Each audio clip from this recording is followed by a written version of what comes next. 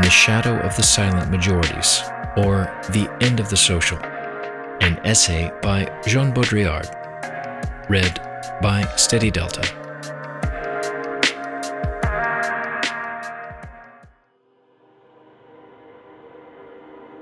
Translator's note.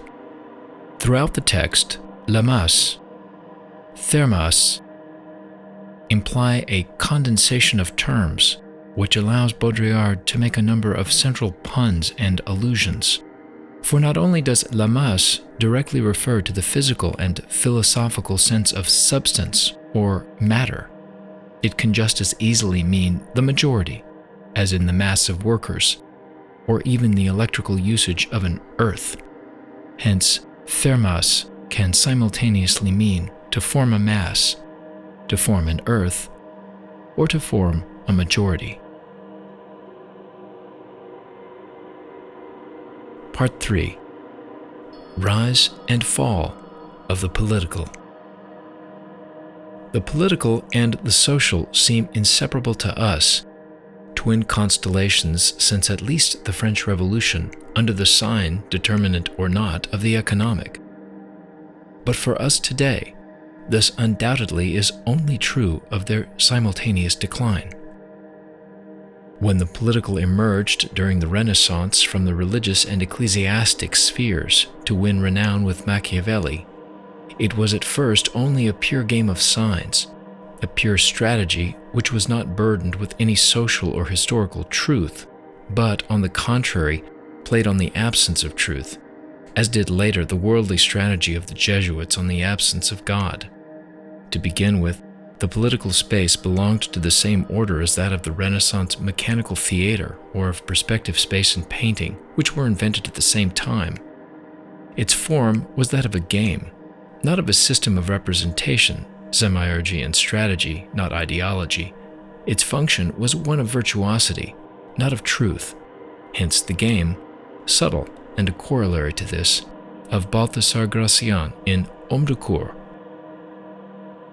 The cynicism and immorality of Machiavellian politics lay there, not as the vulgar understanding has it in the unscrupulous usage of means, but in the offhand disregard for ends. Now, as Nietzsche well knew, it is in this disregard for a social, psychological, historical truth, in this exercise of simulacra as such, that the maximum of political energy is found, where the political is a game and is not yet given a reason. It is since the 18th century, and particularly since the Revolution, that the political has taken a decisive turn. It took upon itself a social reference, the social invested it. At the same time, it entered into representation.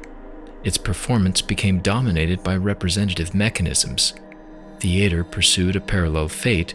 It became a representative theater, likewise for perspective space. Machinery at the start, it became the place where a truth of space and of representation was inscribed. The political scene became that of the evocation of a fundamental signified, the people, the will of the people, etc. No longer worked on signs alone, but on meaning, henceforth summoned to best signify the real it expressed, summoned to become transparent, to moralize itself and to respond to the social idea of good representation.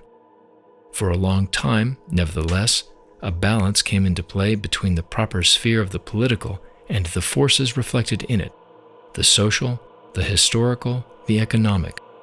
Undoubtedly, this balance corresponds to a golden age of bourgeois representative systems, constitutionality, 18th century England, the United States of America, the France of bourgeois revolutions, the Europe of 1848. It is with Marxist thought in its successive developments that the end of the political and of its particular energy was inaugurated. Here began the absolute hegemony of the social and the economic, and the compulsion on the part of the political to become the legislative, institutional, executive mirror of the social. The autonomy of the political was inversely proportional to the growing hegemony of the social. Liberal thought always thrives on a kind of nostalgic dialectic between the two, But socialist thought, revolutionary thought, openly postulates a dissolution of the political at some point in history, in the final transparency of the social. The social won, but at this point of generalization of saturation, where it is no more than the 0 degree of the political, at this point of absolute reference, of omnipresence and diffraction in all the interstices of physical and mental space, what becomes of the social itself? It is the sign of its end. The energy of the social is reversed. Its specificity is lost. Its historical quality and its ideality vanish in favor of a configuration where not only the political becomes volatilized, but where the social itself no longer has any name. Anonymous, the mass, the masses.